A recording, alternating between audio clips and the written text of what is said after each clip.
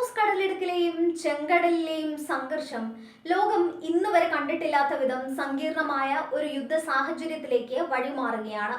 പശ്ചിമേഷ്യയിൽ അമേരിക്കയും ഇറാനും തമ്മിലുള്ള ഈ നിഴൽ യുദ്ധം അതിന്റെ പാരമ്യത്തിലെത്തി നിൽക്കുമ്പോൾ ലോകത്തെ ഏറ്റവും വലിയ വിമാനവാഹിനി കപ്പലായ USS ജെറാൾഡ് ആർ ഫോർഡിന്റെ സാന്നിധ്യം മേഖലയെ ഒരു വെടിമരുന്ന് കോട്ടയാക്കി മാറ്റിയിരിക്കുന്നു. നിലവിൽ പുറത്തുവരുന്ന റിപ്പോർട്ടുകൾ പ്രകാരം ഹോർമൂസ് കടലിടുക്കിന്റെ നിയന്ത്രണം പൂർണ്ണമായും തടസ്സപ്പെട്ടിരിക്കുകയാണ്. ഈ തന്ത്രപ്രധാനമായ പാതയിലൂടെയുള്ള കപ്പൽ ഗതാഗതം നിലച്ചതോടെ ആഗോള എണ്ണ വിപണിയിൽ വൻ പ്രത്യാഘാതങ്ങളാണ് ഉണ്ടാകുന്നത്. അമേരിക്കൻ സൈന്യം ഏർപ്പെടുത്തിയിരിക്കുന്ന കടുത്ത നാവിക ഉപരോധം ലംഘിക്കാൻ ശ്രമിച്ച ഇറാനിയൻ ചരക്ക് കപ്പലായ തൂസ്കയ്ക്കെതിരെ US ഡിസ്ട്രോയർ കപ്പലായ USS പ്രൂവൻസ് വെടിയുതിർത്തതോടെ സ്ഥിതിഗതികൾ കൈവിട്ടുപോയി. കപ്പലിന്റെ എഞ്ചിൻ റൂം തകർത്ത അമേരിക്കൻ നടപടിയെ കടൽ കൊള്ള എന്നാണ് ഇറാൻ വിശേഷിപ്പിച്ചത്. അതേസമയം ഏപ്രിൽ 8 മുതൽ നിലവിലുണ്ടായിരുന്ന വെടിനിർത്തൽ കരാർ അവസാനിക്കാൻ ദിവസങ്ങൾ മാത്രം ബാക്കി നിൽക്കെ പുതിയ സമാധാന ചർച്ചകളിൽ നിന്ന് ഇറാൻ പിന്മാറിയത് യുദ്ധഭീതി വർദ്ധിപ്പിക്കുന്നു.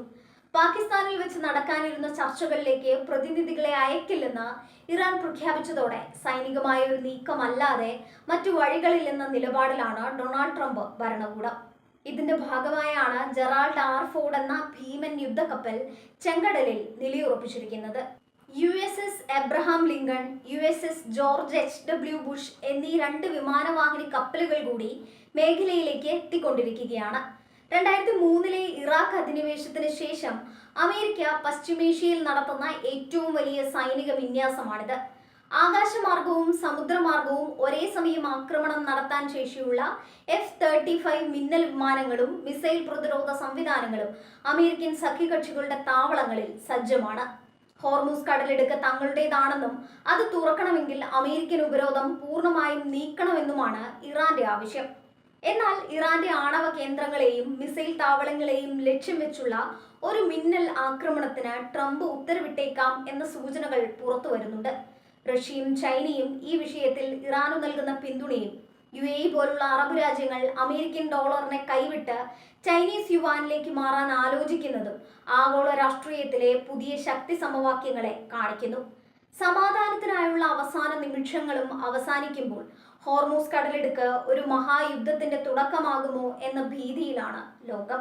ഒരു ചെറിയ സൈനിക പിഴവ് പോലും ആഗോള എണ്ണവില $100 മുകളിലേക്ക് എത്തിക്കുകയും ലോകമെമ്പാടും വലിയ സാമ്പത്തിക പ്രതിസന്ധിക്ക് കാരണമാവുകയും ചെയ്യും.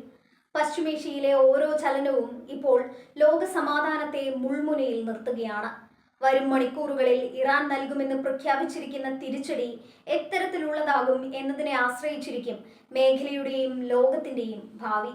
ഒരു വശത്ത് നയതന്ത്രജ്ഞരും മറുവശത്ത് യുദ്ധക്കപ്പലുകളും അണിനിരക്കുമ്പോൾ ഹോർമൂസ് കടലിടുക്ക് ആധുനിക ചരിത്രത്തിലെ ഏറ്റവും നിർണായകമായ ഒരു യുദ്ധക്കളമായി മാറിയിരിക്കുന്നു.